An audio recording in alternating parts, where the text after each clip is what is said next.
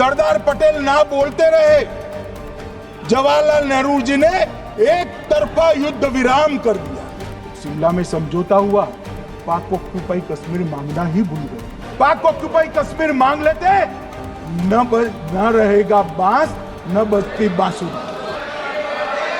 मान्यवर लोग कल सवाल उठा रहे थे कि इतनी अच्छी पोजीशन में थे, आपने युद्ध क्यों नहीं किया? युद्ध के कई परिणाम होते हैं मान्यवर, करना न करना वो सोचकर करना पड़ता है। मगर मैं इसी देश के इतिहास से कुछ घटनाएं बताना चाहता हूं। 1948 में मान्यवर कश्मीर में हमारी सेनाएं निर्णायक बढ़त पर थी। सरदार पटेल ना बोलते रहे, जवाहरलाल नेहरू जी ने एक तरफा युद्ध विराम कर दिया।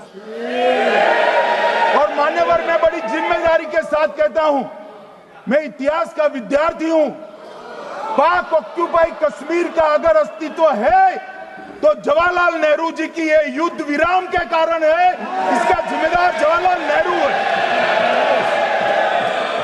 मान्यवर 1960 में सरदार पटेल ने विरोध किया था, गाड़ी लेकर आकाशवाणी तक गए थे, घोषणा न करते दरवाजे बंद कर दिए थे। मान्यवर 1960 में सिंधु जल पर भौगोलिक व रणनीतिक रूप से हम बड़े मजबूत थे और उन्होंने सिंधु समझौता क्या किया? 80% भारत का पानी पाकिस्तान को दे दिया। मान्यवर 62 के लड़ाई की बात मैं बाद में करता हूं। 65 की लड़ाई में हाजीपीर जैसे स्ट्रेटेजिक जगह पर हमने कब्जा किया था, 66 में उसको लौटा दिया गया। मैं 71 के युद्ध की भी बात करना चाहता हूं। मान्यवर 71 में कल राजनाथ जी ने भी बताया, पूरे देश ने इंदिरा जी का समर्थन किया। उन्होंने पाकिस्तान के 2 टुकड़े कर दिए। बहुत बड़ी विजय थी भारत की और सदियों तक भारत इस विजय पर गर्व करेगा। हम सब भी करते हैं, हमें कोई आपत्ति नहीं। मगर हुआ क्या मान्यवर? युद्ध की विजय की चकाचौंध में क्या हुआ?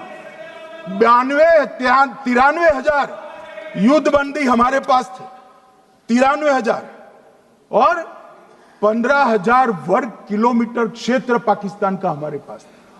93,000 युद्ध बंदी उस वक्त की पाकिस्तान की सेना का 42% और 15,000 वर्ग किलोमीटर क्षेत्र। मगर शिमला में समझौता हुआ, पाक ऑक्युपाई कश्मीर मांगना ही भूल गए। अगर उस वक्त पाक ऑक्युपाई कश्मीर मांग लेते, न रहेगा बांस न बजती बांसुरी। ये कैंप तोड़ने की जरूरत न पड़ती साहब आपको, हमको। मान्यवर इतना ही नहीं, पाक ऑक्युपाई कश्मीर तो नहीं लिया, मांगना ही भूल गए।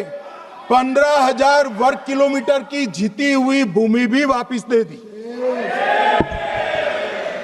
तय हुआ था पाकिस्तानी नरसंहार के लिए युद्ध अपराध न्यायाधिकरण बनेगा, नहीं बना। सेना ने पूर्वी पाकिस्तान में नरसंहार किया था। 195 पाकिस्तानी अधिकारियों पर मुकदमा चढ़ना था। भुट्टो अपने साथ इंदिरा जी के सामने से छुड़ा कर ले गए। जनरल मानेक शॉ का एक कोट अनकोट कहता हूं, जनरल मानेक शॉ का, जो एक प्रकार से आर्किटेक्ट माने जाते हैं बांग्लादेश विजय के, इन्होंने कहा कि भुट्टो ने भारत के नेतृत्व को मूर्ख बनाया।